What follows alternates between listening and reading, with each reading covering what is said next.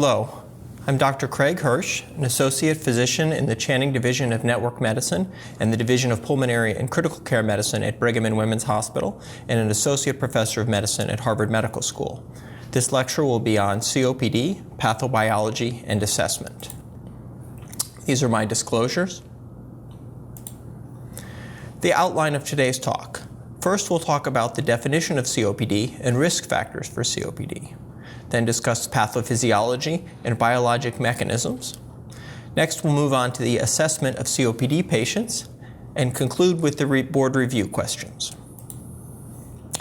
This is the definition of COPD from the Global Initiative for Chronic Obstructive Lung Disease, or GOLD, as seen in the URL below. And this is an excellent source for information about COPD that is updated every couple of years, and the last update was just this past year.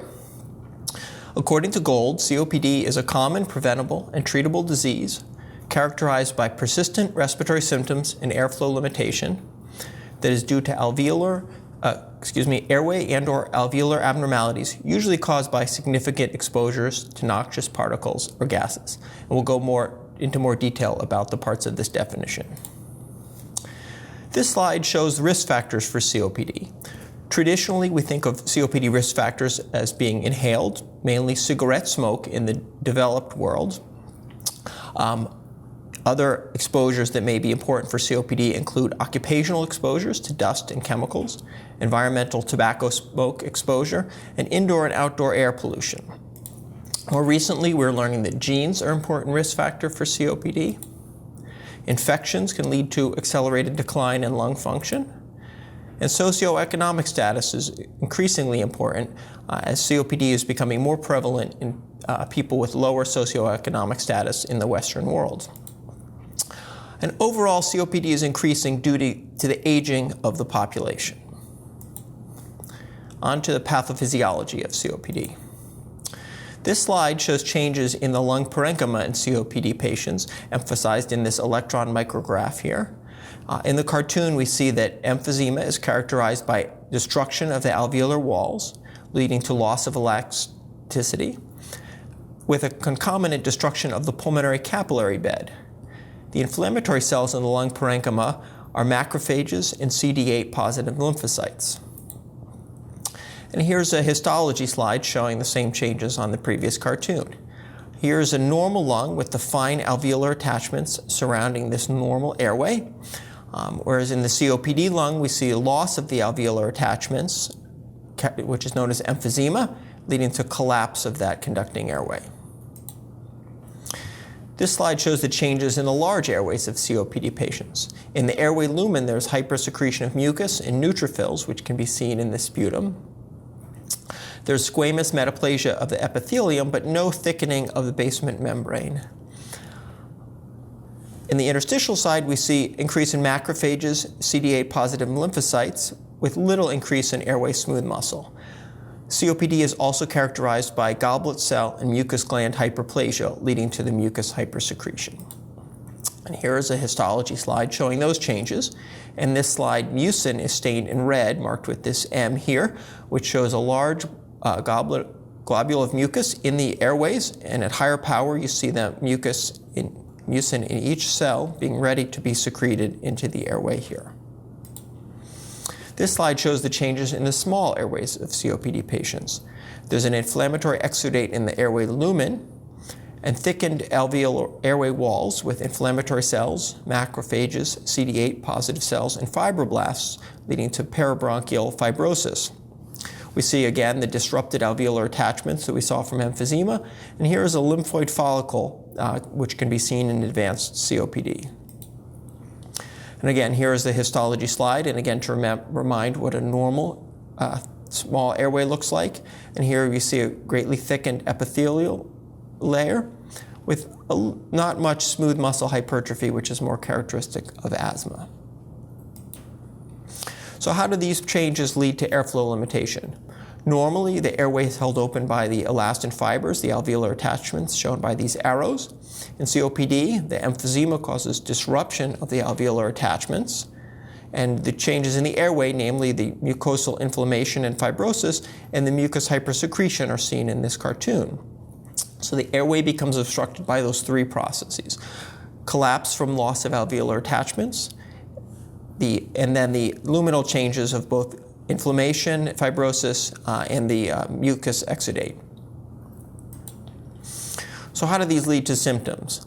The emphysema and small airway obstruction lead to lung hyperinflation and air trapping, which causes dyspnea, especially with exercise, reducing the patient's exercise tolerance, which leads to deconditioning in a vicious cycle.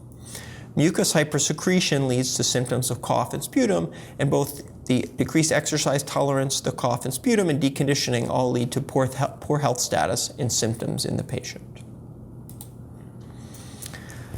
Now we'll move on to pathobiology mechanisms of how tobacco smoke causes COPD. The traditional model of COPD is a balance between proteases and antiproteases in the lung. The most classic antiprotease is alpha-1 antitrypsin, and the proteases other proteases we talk about are neutrophil elastase, cathepsins, and macrophage metalloproteins. In the normal lung, these are balanced, but these become imbalanced in COPD and lead to excess lung destruction. As I mentioned, alpha-1 antitrypsin deficiency as a disease is a model of this protease-antiprotease imbalance, but proteases and their inhibitors are important in COPD, not due to alpha-1 antitrypsin deficiency. So we know that cigarette smoke and inflammatory cells are both important causes of oxidative stress, leading to oxygen-free radicals, shown here, which affect that protease-antiprotease balance, mainly by decreasing the antiprotease function, such as SLPI, or secretory leukophosphate inhibitor, and alpha-1 antitrypsin, and leading to increased proteolysis. These free radicals lead to mucus hypersecretion, bronchoconstriction, and plasma leak, and are thought to be involved in steroid resistance. Cytokines such as CXCL8 and TNF-alpha are involved in recruitment of neutrophils into the airways, which perpetuates this cycle. So in the airway itself, the cigarette smoke leads to secretion of growth factors such as TGF-beta, which leads to the remodeling of the airways, namely the peribronchial fibrosis and the mucous metaplasia, with minimal amounts of smooth muscle hypertrophy, leading to thickening of the epithelium, which leads to airflow obstruction. As well, the cigarette smoke activates the macrophages to secrete various factors such as IL-8, which recruits neutrophils, and CXCR3, which recruits CD8 lymphocytes. And these, as well as the macrophages, release proteases, which lead to elastic fiber damage and emphysema, and both these processes together, the emphysema and the airway remodeling, lead to the airflow obstruction that is diagnostic of COPD. Although the protease antiprotease hypotheses and the inflammatory hypotheses are both useful models of COPD, there are some limitations to these ideas. First of all, it takes many years for COPD to develop, often decades after the initiation of smoking. And we know that the inflammation persists even after smoking cessation, and lung function may continue to decline after smoking cessation.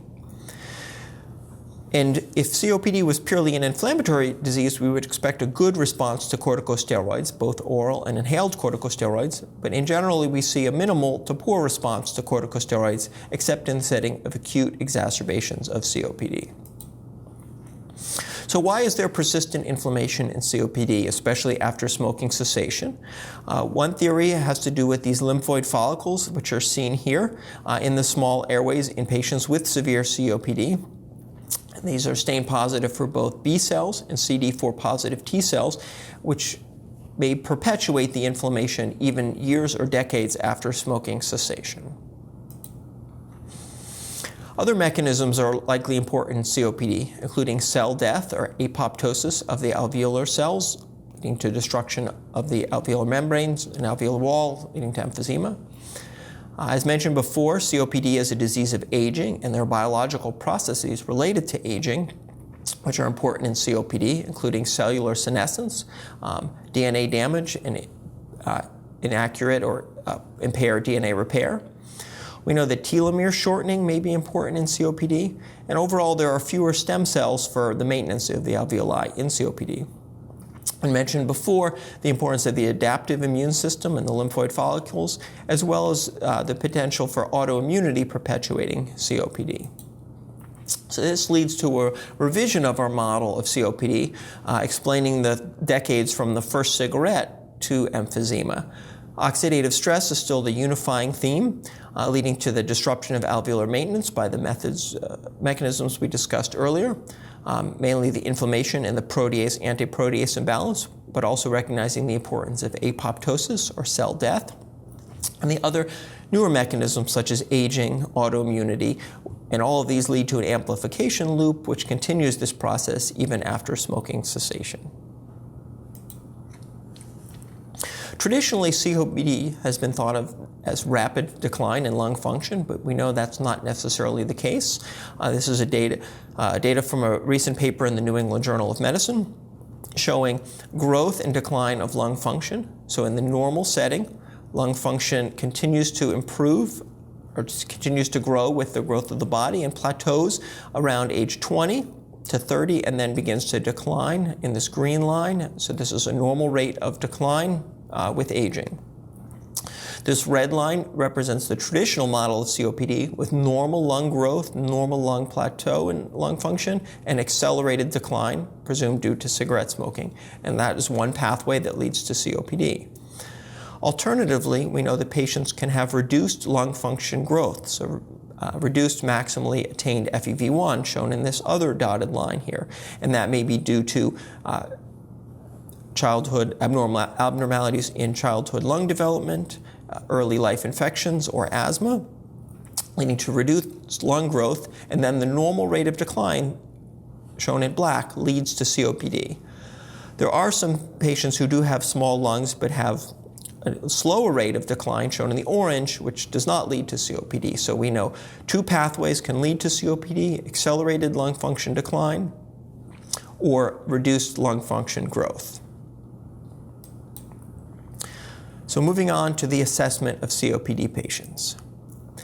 So according to Gold, there are four things we need to assess when we assess a COPD patient. First is assessment of the symptoms, assessing the degree of airflow limitation using spirometry, assessing the risk of exacerbations, and assessing comorbidities. So this slide shows the signs and symptoms of COPD. The symptoms of COPD are fairly nonspecific, including common pulmonary symptoms such as cough, sputum, dyspnea, wheezing, and chest tightness. It's notable that symptoms such as wheezing and chest tightness cannot be reliably used to differentiate COPD from asthma. In more severe cases, patients may notice weight loss, muscle weakness, peripheral edema, and depression, which is an important comorbidity in COPD. Again, the physical exam is not very useful except in the most severe cases. At that point, patients may sit forward in the tripod posture to improve their breathing. Patients with low blood oxygen may have cyanosis of their skin. When observing the patient breathing, they may have tachypnea or a rapid respiratory rate. They may have pursed lip breathing, a prolonged expiratory phase, and in the most severe cases, accessory muscle usage. Lung hyperinflation may lead to a barrel chest, which could be evident on exam. On auscultation, breath sounds are distant and wheezes may be heard. As well, the cardiac sounds may be distant. An increased second pulmonic sound may be indicative of pulmonary hypertension, along with jugular venous distension and edema. And in the most severe cases, we may see cachexia or peripheral muscle wasting. To systematically assess the symptoms of COPD, we can use tools such as the COPD assessment test or the CAT test, which is an 8-question test scored by the patient on a 0 to 5 scale, encompassing common symptoms such as cough, phlegm, chest tightness, exertional dyspnea, activity limitation, sleep, and energy, as well as a global assessment of how confident they are to leave their home. The scores are added up in a simple point system, and 10 points or more is considered to be symptomatic COPD. The modified MRC dyspnea scale is a shorter assessment that can be used in the exam room with the patient. It consists of 4 questions assessing their dyspnea graded on a scale from 0 to 4, with normal being only getting breathless with strenuous exercise, to the most severe of being too breathless to leave the house or breathless when dressing. Consider a score of 2 or more to be symptomatic COPD, corresponding to patients who walk slower than people of their same age or have to stop breathing when walking at their own pace. The next step in a COPD assessment is assessing the severity of airflow limitation. This slide shows the GOLD spirometry stages based on post-bronchodilator FEV1. GOLD defines COPD based on an FEV1 to FVC ratio less than 0.7. Once that criteria is met, the severity of COPD is graded based on the FEV1, using the cutoffs shown in this slide, leading from mild COPD to very severe COPD with an FEV1 less than 30% of predicted. Assessment of exacerbation risk is rather simple in the office, since we know that previous exacerbations are the best predictor of future exacerbations. This slide shows data from the observational ECLIPSE study, which followed COPD patients for 3 years. At the initial visit, patients were asked how many exacerbations they had in the previous year, and those with no exacerbations are shown in this yellow color, and they were most likely to have no exacerbations in the second year and no exacerbations in the third year. Conversely, patients with 2 or more exacerbations in the first year, shown in red, were most likely to have 2 or more exacerbations in the second year and 2 or more exacerbations in the third year, showing the stability of this frequent exacerbator type. So these different pieces of assessment are combined in this new GOLD recommendations from 2017. We use spirometry to confirm the diagnosis based on a post-bronchodilator FEV1 to FVC ratio less than 0.7.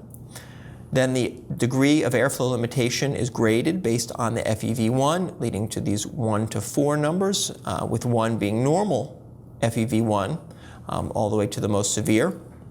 And then the symptoms and exacerbation risk are put together into this bidimensional assessment, with the highest risk patients for exacerbations, like we mentioned, having 2 or more exacerbations in the previous year, or 1 exacerbation leading to admission to the hospital, and lower risk patients having 0 or 1 exacerbations without a hospital admission.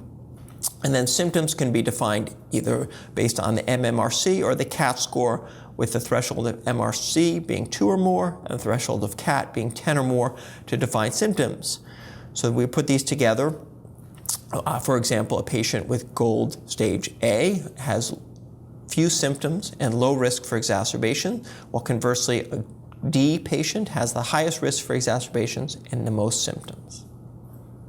In future talks, you will hear about treatment decisions which can be guided by this GOLD combined assessment. COPD has a differential diagnosis. Like any disease in medicine, most commonly the differential diagnosis for COPD includes asthma. We expect asthma to have an earlier onset, usually in childhood, and patients frequently have a history of atopy, such as hay fever, allergies, or eczema. Congestive heart failure is another cause of dyspnea in elderly patients, which would be expected to have crackles on lung auscultation and peripheral edema on examination, as well as restricted PFTs, not obstructed PFTs. Bronchiectasis patients may have obstruction on their PFTs, but would have symptoms of chronic cough and phlegm production, as well as abnormal airways seen on chest X-ray and particularly on chest CT scan. In developing countries, tuberculosis is an important differential diagnosis for COPD. We expect to see characteristic changes on the chest X-ray. Some rarer conditions which may mimic COPD include obliterative bronchiolitis, which is a disease that may be found in young non-smokers. There's occupational associations with this disease, as well as associations with collagen vascular disease. An expiratory chest CT scan would show air trapping characteristic of this finding.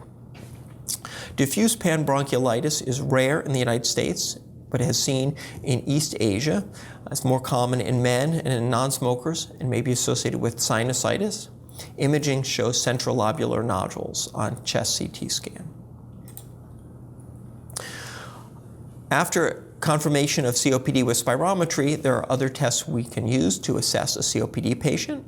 Frequently, patients undergo testing of lung volumes and diffusing capacity. The lung volumes help diagnose the hyperinflation, which is one of the pathophysiologic mechanisms in COPD. Measurement of arterial blood gases is recommended in patients with severe COPD. We know that oxygen saturation correlates well with the partial pressure of oxygen on blood gas, but gives no information about the partial pressure of carbon dioxide or CO2 retention on blood gas. A 6-minute walk test is an easy assessment that can be done in the office or the pulmonary function laboratory, which is used to evaluate for disability, as well as a mechanism for assessment before and after pulmonary rehab. Composite scores, such as the Bode index, have been proposed to give a multidimensional assessment of these different COPD aspects. The Bode score consists of the body mass index, the airflow obstruction measured by FEV1, the dyspnea score by the MMRC scale, and a 6-minute walk test to assess exercise capacity. And these are put together into a score which is a predictor of prognosis. Chest x-rays are often performed in patients with COPD. It may be actually better to examine for alternative diagnoses such as heart failure or bronchiectasis. Chest x-ray is fairly nonspecific in COPD except in the most severe cases shown in this image, which shows flattened diaphragms, reduced lung markings, the narrow cardiac silhouette, and the reduced muscle mass or cachexia. A lateral chest x-ray may also show a barrel chest or hyperinflation. Chest CT scans, though not routinely ordered to assess COPD, may be more useful to determine the pathophysiological processes in a particular patient. These slides are representative chest CT images from 2 patients with severe COPD at a young age. This patient with a severely reduced FEV1 has severe destructive emphysema. The other patient has even more severe airflow obstruction with an FEV1 of 20% predicted, with no emphysema seen at all in a chest CT scan. There are small central lobular nodules consistent with airway disease being the predominant mechanism in this patient. Screening for alpha-1 antitrypsin deficiency is recommended in COPD based on the ATS-ERS guidelines in 2003, and there was an updated alpha-1 guideline published in the Journal of COPD within the past couple of years. The guidelines recommend screening in all symptomatic adults with COPD, emphysema, or asthma with irreversible airflow obstruction. GOLD takes a more measured approach, recommending screening for alpha-1 antitrypsin deficiency in patients with COPD at a young age or a family history of COPD. Just a brief review of alpha-1 antitrypsin deficiency. It's caused by mutations in the SERPINA1 gene on the 14th human chromosome. As mentioned before, alpha-1 antitrypsin is the major inhibitor of neutrophil elastase in the body. Alpha-1 antitrypsin deficiency follows an autosomal recessive inheritance pattern for the lung disease. The patients with severe deficiency, known as PiZ, have approximately 15% of the normal plasma levels of alpha-1 antitrypsin. Patients who with the PiZ type, so one Z allele, one S allele, so 2 abnormal alleles called compound heterozygotes, are also at risk for COPD. Alpha-1 antitrypsin deficiency is a rare cause of COPD and may account for 1 to 2% of COPD in the United States. Alpha-1 antitrypsin deficiency may present as usual COPD, but may have other clinical presentations as well. Classically, it is associated with emphysema at an early onset, for example, at age less than 45, maybe in patients without a history of smoking. The emphysema is characteristically described as a basilar predominance, and patients have a family history of COPD or emphysema. Alpha-1 antitrypsin deficiency is also associated with bronchiectasis when no other etiology is found. Alpha-1 antitrypsin deficiency could lead to liver disease and cirrhosis, especially in patients with family history. Other manifestations include necrotizing paniculitis and antiprotease 3 positive vasculitis, or C-ANCA positive vasculitis. There are a series of diagnostic tests for alpha-1 antitrypsin deficiency. Initially, this was discovered based on serum protein electrophoresis by the absence of the alpha-1 peak, but that's not a recommended test clinically in current days. Measurement of serum alpha-1 antitrypsin level is the most common screening test and can be performed in many hospital or commercial laboratories. To determine the alpha-1 antitrypsin, or PI phenotype, can be done with isoelectric focusing of serum, which is a confirmatory test based on low levels and requires a lab with specific expertise. We can also perform genotyping for the alpha-1 antitrypsin gene for the two abnormal alleles, the Z or the S alleles, in a patient with suspected alpha-1 antitrypsin deficiency. In patients with a known family history of alpha-1, phenotyping or genotyping is recommended as the first test. We know that COPD is a systematic disease, and we should be screening for comorbidities. Besides lung comorbidities such as lung cancer, pulmonary hypertension, COPD can be associated with multi-system comorbidities, including depression, cardiovascular disease, anemia, diabetes and the metabolic syndrome, cachexia and muscle wasting, osteoporosis, and peptic ulcer disease.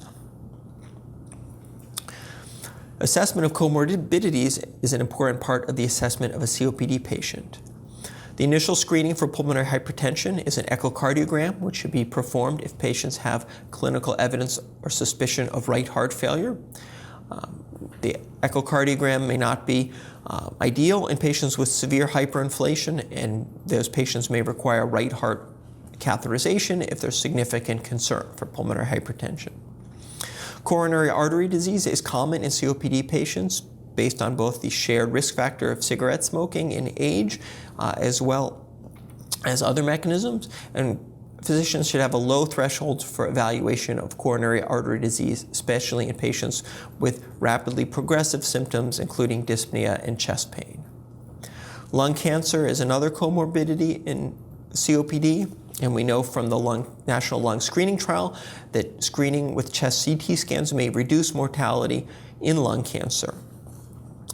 Comorbidities such as osteoporosis, depression, gastroesophageal reflux, and anemia should be tested with the usual clinical assessments performed in patients this age.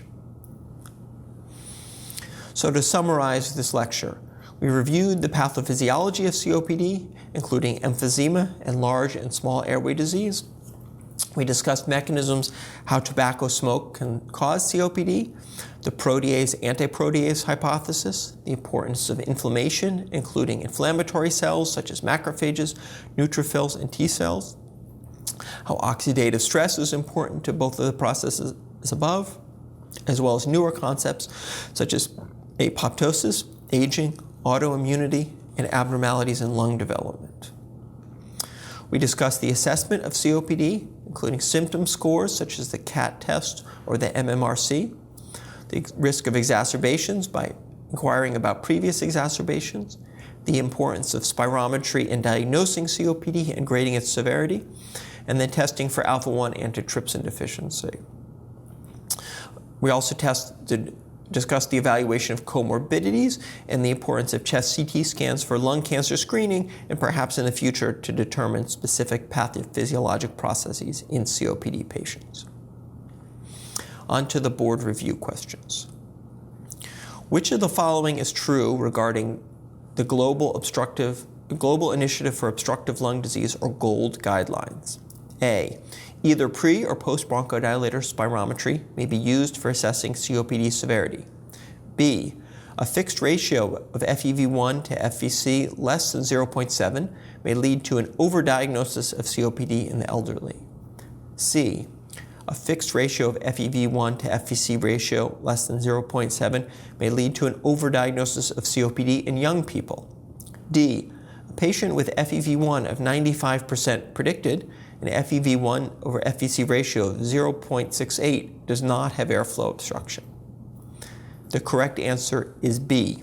A fixed ratio of FEV1 to FVC less than 0.7 may lead to an overdiagnosis of COPD in the elderly. The reasons why answer A is wrong is that gold staging relies on post-bronchodilator spirometry. B is correct because we know that the FEV1 to FVC ratio declines with normal aging, so using a fixed ratio may overdiagnose COPD in the elderly. Conversely, a fixed ratio may underdiagnose COPD in younger people, is why C is incorrect. D is incorrect because we know that post-bronchodilator FEV1 FVC ratio less than 0.7 does define airflow obstruction consistent with COPD, and this patient would be categorized as having mild or gold stage 1 COPD since their ratio is reduced but their FEV1 is over 80% of predicted. Question 2. A 60-year-old male former smoker with a history of hypertension, gastroesophageal reflux disease, and allergic rhinitis presents with 2 to 3 years of progressive dyspnea and dry cough. His FEV1 is 60% of predicted. The FEV1 FVC ratio is 0.7. Chest X-ray is normal. The differential diagnosis includes A, COPD, B, diffuse bronchiectasis, C, asthma, D, all of the above, or E, A and C only. And the correct answer is E, A and C only. A is correct because we know that airflow obstruction, defined by a reduced FEV1 FVC ratio in a former smoker, is consistent with the diagnosis of COPD. B is incorrect because we would expect a productive cough, not a dry cough, in a patient with diffuse bronchiectasis, as well as abnormalities on a chest X-ray. C, asthma is possible in a patient with airflow obstruction with a history of atopy, specifically allergic rhinitis. Question 3.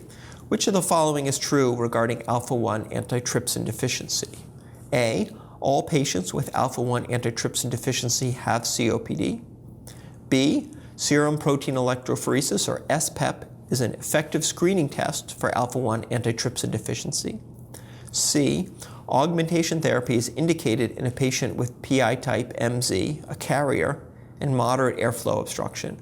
Or D, assessment of liver function is recommended in all patients with alpha-1 antitrypsin deficiency. And the correct answer is D, assessment of liver function is recommended in all patients with alpha-1 antitrypsin deficiency. A is incorrect because not all patients with alpha-1 antitrypsin deficiency have COPD. We know that smoking is a major risk factor for COPD in these patients. B is incorrect. As we discussed before, serum protein electrophoresis is not an effective test for alpha-1 antitrypsin deficiency. Alpha-1 antitrypsin levels are usually the initial screening test. Confirmatory tests include isoelectric focusing of serum or DNA genotyping. C is incorrect because augmentation therapy is not indicated in PIMZ carriers. In these patients, the alpha-1 antitrypsin levels are above the protective threshold, defined as 11 micromolar or 50 milligrams per deciliter. Assessment of liver function is recommended in all patients with alpha-1 antitrypsin deficiency, since, as we discussed before, clinical manifestations include emphysema, liver disease and cirrhosis, paniculitis, or vasculitis. This concludes the presentation.